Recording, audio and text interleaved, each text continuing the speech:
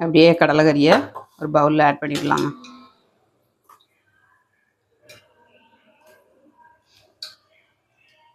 சூப்பராக இருக்குங்க டேஸ்ட்டு.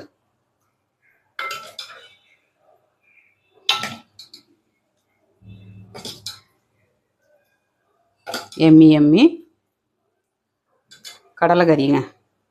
ஆப்பத்துக்கு சூப்பராக இருக்கும். ட்ரை பண்ணி பாருங்கள். ஹை ஃப்ரெண்ட்ஸ், எல்லோரும் எப்படி இருக்கீங்க? நல்லா இருக்கீங்களா? அன்றைக்கி சூப்பராகிட்டு காலைல பிரேக்ஃபாஸ்ட்டுக்கு ஆப்பத்துக்கு கடலைக்கறி பண்ண போகிறாங்க. எப்படி பண்ணுறதுன்னு பார்க்கலாம். வீடியோ முழுது ஸ்கிப் பண்ணாமல் பாருங்கள். சூப்பராக இருக்குங்க கடலைக்கறி வந்து ஆப்பத்துக்கு. கேரளாலாம் இந்த மாதிரி தான் ஆப்பம் ஆப்பத்துக்கு கடலைக்கறி வைப்பாங்க, புட்டுக்கு வைப்பாங்க. ரொம்ப நல்லாயிருக்கும். சப்பாத்திக்கு வச்சு சாப்பிட்லாம், தோசை இட்லிக்கு வச்சு சாப்பிட்லாம்.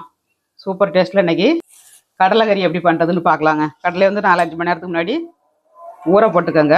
கடலைக்கறி வந்து ஆப்பத்துக்கு சூப்பராக இருக்கும். இந்த மாதிரி நீங்களும் வீட்டில் ட்ரை பண்ணுங்கள். 250 கிராம் கடலை எடுத்துருக்காங்க. இது ஒரு 4-5 மணி நேரத்துக்கு முன்னாடி நல்லா ஊற போடுங்க. நல்லா ஊறிட்டுனா சீக்கிரமாட்டு வெந்துருங்க. டேஸ்ட்டும் ரொம்ப நல்லாயிருக்கும் சாப்பிட்டாட்டு. இப்போ நல்லா ஊற வச்சு எடுத்துட்டேன். இப்போ வேக வச்சுக்கலாம். நம்ம குக்கரில் ஒரு குக்கர் அடுப்பில் வச்சுட்டு நம்ம கடலையை ஆட் பண்ணிக்கலாம்.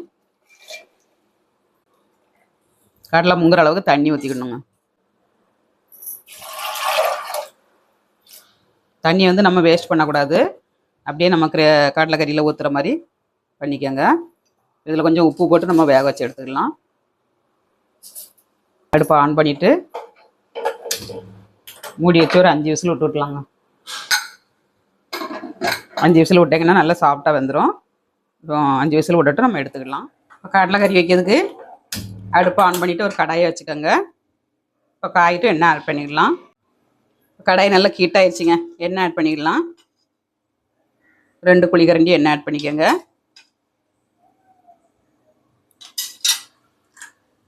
இந்த கடலைக்கறி வந்து தோசை இட்லிக்கு ரொம்ப நல்லாயிருக்குங்க. சப்பாத்திக்கு எது கூடனாலும் வச்சு சாப்பிடலாம். அந்த அளவுக்கு டேஸ்ட்டாக இருக்கும். அதே மாதிரி தான் செய்ய போகிறேன் இன்றைக்கி கரம் மசாலாங்க. கடலைக்கறிக்கு வந்து கரம் மசாலா வந்து ஒரு நட்சத்திரப்பூ, ஒரு துண்டு பட்டை, 2 ஏலக்காய், ஒரு பிரிஞ்சி இலை, கொஞ்சமாக கல்பாசி, ஒரு 1/2 ஸ்பூன் சோம்புங்க. ஒரு 1/2 ஸ்பூன் போட்டு நான் அரைக்க போகிறேன். தேங்காய் கூட போட்டு. தேங்காய் வந்து நீங்கள் வெள்ளையாக கட் பண்ணியும் எண்ணெயில் போட்டு வறுத்து போடலாம். கேரளாலலாம் அந்த மாதிரி தான் செய்வாங்க ஆப்பத்துக்கு வந்து. அதே மாதிரி நம்ம அரைச்சியும் ஊற்றலாங்க. அரைச்சி ஊற்றினா கொஞ்சம் கிரேவி வந்து திக்காக கிடைக்கும். நம்ம அப்படியே போட்டோம்னா கொஞ்சம் தண்ணி போல் இருக்குங்க. அதுதான் வித்தியாசம். ஆனால் டேஸ்ட் ரொம்ப நல்லாயிருக்கும். வறுத்து போட்டிங்கன்னா நம்ம கடித்து சாப்பிடும்போது நல்லாயிருக்குங்க. இந்த கடலையோடு சேர்த்து சாப்பிடும்போது, தேங்காவை வறுத்து சாப்பிடும்போது சூப்பராக இருக்கும் டேஸ்ட்டு. இப்போ நல்லா பொரிஞ்சிருச்சு. ஒரு வெங்காயங்க, பெரிய வெங்காயம். சின்ன வெங்காயம்னா 2 வெங்காயம் போட்டுக்கோங்க. இதேமாதிரி செஞ்சு பாருங்க. சூப்பராக கிடைக்கும் உங்களுக்கு. தோசைக்கு, இட்லிக்கு, சாதத்தோடு வச்சு சாப்பிட்றதுக்கு எல்லாத்துக்குமே ரொம்ப நல்லாயிருக்கும்.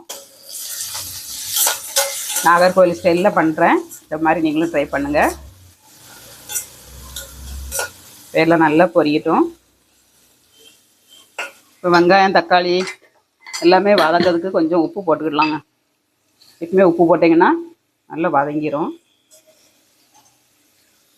நம்ம கடலைக்கும் உப்பு போட்டிருக்கோம் வேக வைக்கிறதுக்கு. அதனால் கொஞ்சமாக ஆட் பண்ணிக்கோங்க லாஸ்ட்டில். இப்போவும் நம்ம 1/2 ஸ்பூன் போட்டிருக்கோம். செக் பண்ணிவிட்டு போடணுங்க. ஆனால் உப்பு அதிகமாகிட்டுனா ஒன்றுமே செய்ய முடியாது. நம்ம கொஞ்சம் வதங்கட்டும்.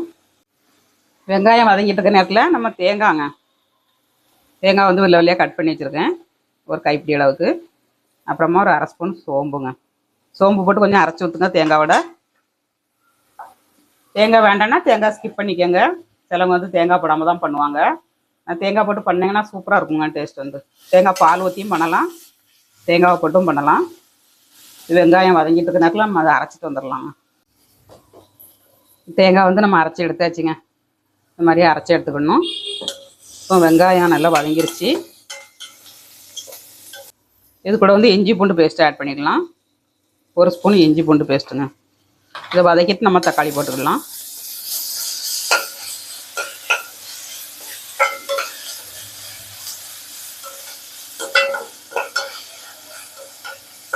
கறி குழம்பு சுவையில் இருக்குங்க டேஸ்ட் வந்து. ட்ரை பண்ணி பாருங்கள். இதே மாதிரி நான் வந்து குருமாவுக்கு மசாலா அரைச்சி வச்சுருக்கேன். அந்த மசாலாவை தான் போட்டு பண்ண போகிறேன். மட்டன் குழம்புக்கு, சிக்கன் குழம்புக்கு, குருமாக்கு, கடலைக்கறிக்கு எல்லாத்துக்கும் சேர்த்தம் பண்ணியிருக்கேன். தனி வரமிளகாத்தூள், மல்லித்தூள் போடணுன்னா 1 ஸ்பூன் வரமிளகாத்தூள், 2 ஸ்பூன் வரமல்லித்தூள் போட்டுக்கோங்க. தனித்தனியாக போடணுன்னா நான் ஒரே மசாலாவை நான் அரைச்சி வச்சுருக்கேங்க. அந்த மசாலா போட போகிறேன். உங்களுக்கு மட்டன் குழம்புக்கு, சிக்கன் குழம்புக்கு, குருமாக்கு எல்லாத்துக்கும் மசாலா வேணும்னா அம்மா மகள் சேனலில் போட்டிருக்கேன், பாருங்கள். பார்த்துட்டு ட்ரை பண்ணுங்கள். இப்போ இஞ்சி பூண்டு பேஸ்ட்டு வதங்கிருச்சு. தக்காளி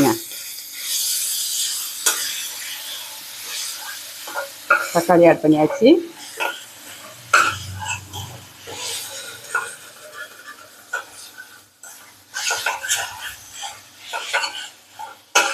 இஞ்சி பூண்டு பேஸ்ட்டு போட்டாலே நமக்கு கொஞ்சம் அடி பிடிக்க ஆரம்பிச்சிருங்க. நம்ம தக்காளி வதக்கிட்டு போட்டாக்கே அடி பிடிக்காது. ஆனால் ஃபஸ்ட்டு போட்டால் தான் அந்த டேஸ்ட் நல்லாயிருக்குங்க. வெங்காயம் வதங்கும் போதே நம்ம இஞ்சி பூண்டை போட்டு வதக்கிட்டோம்னா டேஸ்ட் அட்டகாசமாக இருக்கும். தக்காளி வதங்கும் போது போட்டால் டேஸ்ட் வேறு மாதிரி இருக்குங்க. அதனால தான் இஞ்சியை வந்து ஃபஸ்ட்டு போடுறது.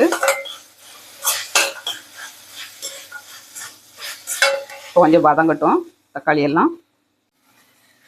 வெங்காயம் தக்காளி எல்லாம் நல்லா வதங்கிருச்சு. ஒரு ஸ்பூன் காஷ்மீர் மிளகாய் தூளுங்க போட்டிங்கன்னா நல்லா கலராக இருக்கும். இதையும் போட்டு தக்காளியோட வதக்கிக்கங்க.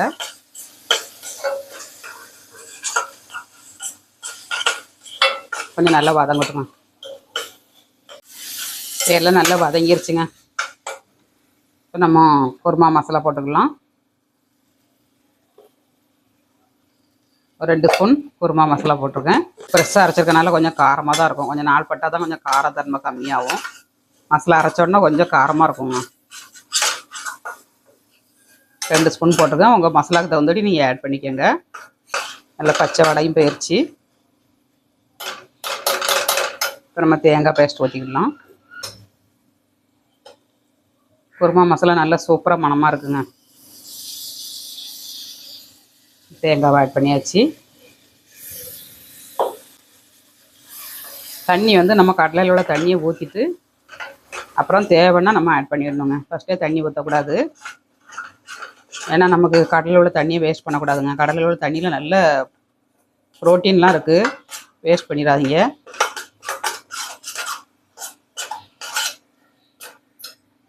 கொஞ்சமாக மஞ்சள் தூள் போட்டுக்கலாம். கரம் மசாலா எதுவுமே தேவையில்லைங்க. அதுக்கு நம்ம எல்லா மசாலாவுமே போட்டு அரைச்சிருக்கேன். அதனால் கரம் மசாலாலாம் போடாண்டாம். நல்லா வதக்கியாச்சு. கடலையோட தண்ணியை ஊற்றிடலாங்க. அப்படியே கடலையே நசுக்கி பார்த்தா எப்படி வந்திருக்கு பாருங்க, சூப்பராகிட்டு நல்லா சாஃப்டாக வந்திருக்குங்க. ஆட் பண்ணிக்கலாம்.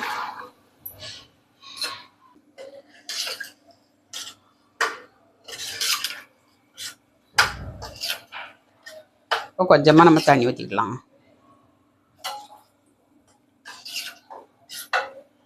தோசைக்கு நம்ம முக்கி சாப்பிட்றதுக்கு கொஞ்சம் தண்ணியாக தான் வைக்கணும். ஆப்பத்துக்கு தோசைக்கலாம் ஆப்ப மாவு கொஞ்சம் இருக்குது, தோசை மாவு கொஞ்சம் இருக்குது. ரெண்டுக்கும் சாப்பிட்ற மாதிரி வைக்க போகிறேன். இப்போ உப்பு காணுமான்னு செக் பண்ணிடலாங்க. கரெக்டாக இருக்குங்க. இப்போ நல்லா கொதிக்கட்டும். கருவேப்பிலை தழை கொஞ்சம் போட்டு கொதிக்க விட்டுட்டு லாஸ்ட்டில் மல்லித்தழை போட்டுக்கலாம். குழம்பு நல்லா கொதிக்க ஆரம்பிச்சிருச்சுங்க. கடலை குழம்பு அப்படியே கிண்டி கொடுத்து இன்னும் கொஞ்சம் நேரம் கொதிக்க விடலாம். கொஞ்சமாக மல்லித்தழை போட்டுக்கலாம். கொதிக்கட்டும் கொஞ்சம் நேரம். கடலைக்கறி நல்லா கொதிச்சிருச்சு, இறக்கிக்கலாம். நம்ம ஆஃப் பண்ணி விட்டுக்கலாங்க. கடாய் ஹீட் ஆகட்டும், மாவு ஆட் பண்ணிக்கலாம். அப்படியே கிண்டி கொடுக்கலாங்க. சூப்பரான கடலைக்கறி ரெடி. ஆப்பத்துக்கு இந்த மாதிரி செஞ்சு பாருங்கள். தோசை இட்லிக்கலாம் சூப்பராக இருக்குங்க. ஆப்பத்துக்கு மாவு ஊற்றிக்கலாம். ஃபஸ்ட்டு கொஞ்சமாக எண்ணெய் தடவிட்டு நம்ம மாவை ஆட் பண்ணணும்.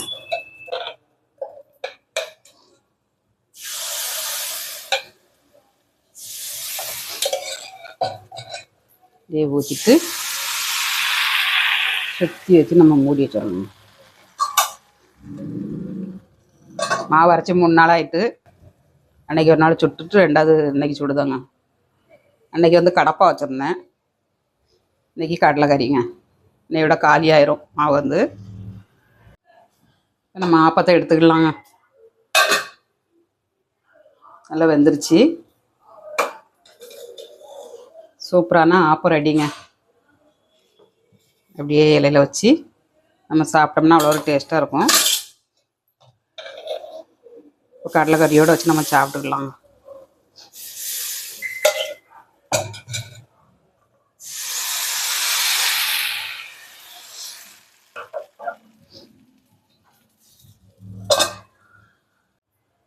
Emmy yummy appam, yummy yummy கடலைக்கறிங்க. சூப்பர் டேஸ்ட்டில் பண்ணியாச்சு. வாங்க எல்லோரும் சாப்பிட்றதுக்கு. சாப்பிட்டு பார்க்கலாங்க டேஸ்ட் எப்படி இருக்குன்னு. சாப்பிட்டு பார்க்கலாங்க கடலைக்கறி டேஸ்ட் எப்படி இருக்குன்னு.